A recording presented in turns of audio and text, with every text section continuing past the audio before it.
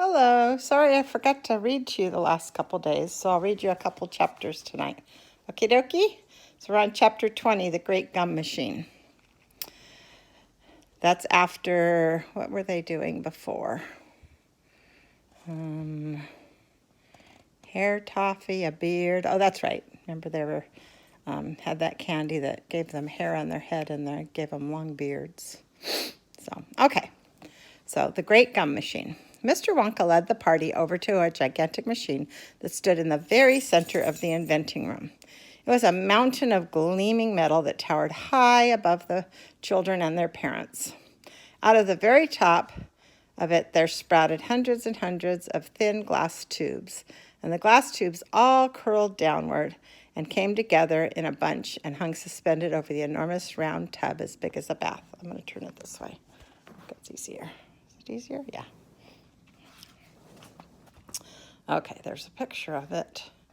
Here we go, cried Mr. Wonka, and he pressed 3 different buttons on the side of the machine. A second later, a mighty rumbling sound came from inside it, and the whole machine began to shake most frighteningly, and steam began hissing out of it all over, and then suddenly the watchers noticed that runny stuff was pouring down the insides of all the hundreds of little glass tubes and squirting out into a great tub below. And in every single tube, the runny stuff was of different colors, so that all the colors in the rainbow, and many others as well, came sloshing and splashing into the tub. It was a lovely sight, and when the tub was nearly full, Mr. Wonka pressed another button, and immediately the runny stuff stopped running out of the tubes. The rumbling sound disappeared, and the wheezing, whirring noise took its place. And then a giant whizzer started whizzing around inside the enormous tub, mixing up all the different colored liquids like an ice cream soda. Gradually, the mixture began to froth. It became frothier and frothier, and it turned from blue to white to green to brown to yellow, then back to blue again. Watch, said Mr. Wonka. Click went the machine, and the whizzer stopped whizzing, and now there came some sort of sucking noise. And very quickly, all the blue frothy mixture in the huge basin was sucked back into the stomach of the machine. There was a moment of silence. Then a few rumblings were heard. Then silence again.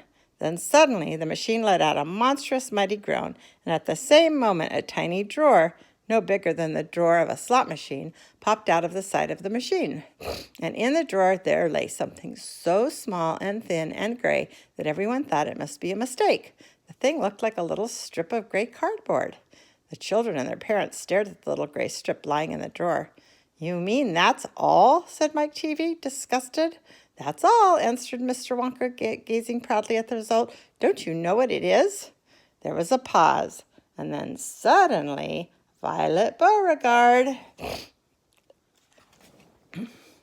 the goofy gum-chewing girl, let out a yell of excitement.